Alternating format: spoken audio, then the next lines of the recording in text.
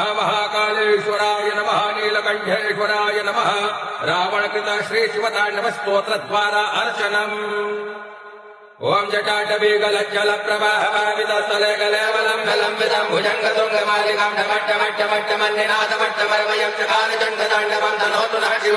जटाकटाहतम् रमाभ्रमण्डलम् परिर्झरे विलोलबीजिवल्लरी विराजमानमूर्धरे धगद्धगद्धगज्ज्वल लाटपट्टपावके किशोरचन्द्रशेखरे रतिप्रदक्षिणम् धराधरेन्द्रनन्दने विलासबन्धुबन्धुनत्पुनद्दिगन्तु सन्तुते प्रमोदमानमानसे कृपाकटाक्षधोरणे निरुक्तदुर्धरापदे क्वचिद्दिगम्बरे मनो विनोदमेतु वस्तुने जटाभुजङ्ग पिङ्गलत्पुनत्प्रणमणिप्रभाकरम्बकंकमध्यभागयत्तदिग्वधूमुखे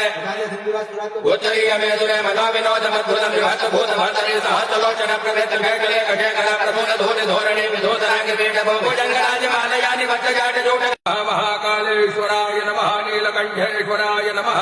रावणकृत श्रीशिवताण्डव स्तोत्रद्वारा अर्चनम्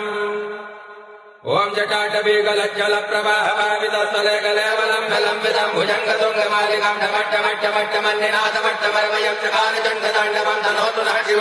जटाकटाहतम् रमाभ्रमण्डलम् परिर्झरे विलोलबीजिवल्लरी विराजमानमूर्धरे धगद्धगद्धगज्ज्वल लाटपट्टपावके किशोरचन्द्रशेखरे रतिप्रदक्षिणम् धराधरेन्द्रनन्दने विलासबन्धुबन्धुनत्पुनद्दिगन्तु सन्तुते प्रमोदमानमानसे कृपाकटाक्षधोरणे निरुक्तदुर्धरापदे क्वचिद्दिगम्बरे